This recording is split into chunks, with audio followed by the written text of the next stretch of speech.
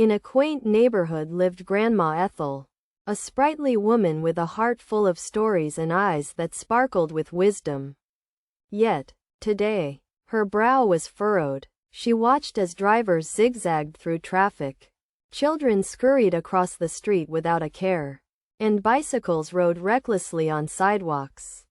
That evening, Grandma Ethel sat in her armchair, her heart heavy with concern for her beloved community.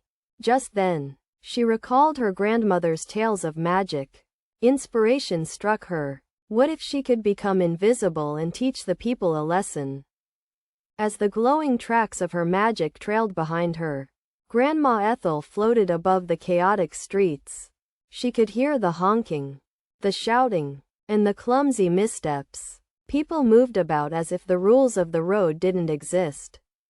With a flick of her wrist, Ethel began to orchestrate little events in the street.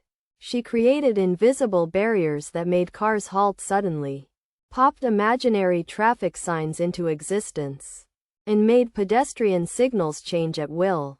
Slowly, realization dawned. People began to observe their surroundings rather than rush past them.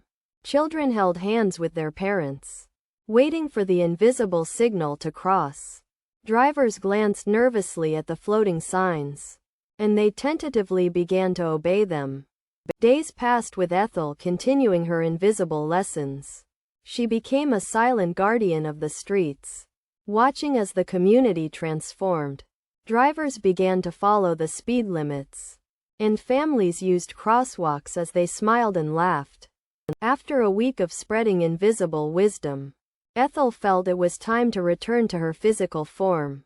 With a joyful heart, she raised her wand once more and whispered, "To the warmth of the day, I now return. May the lessons learned forever burn."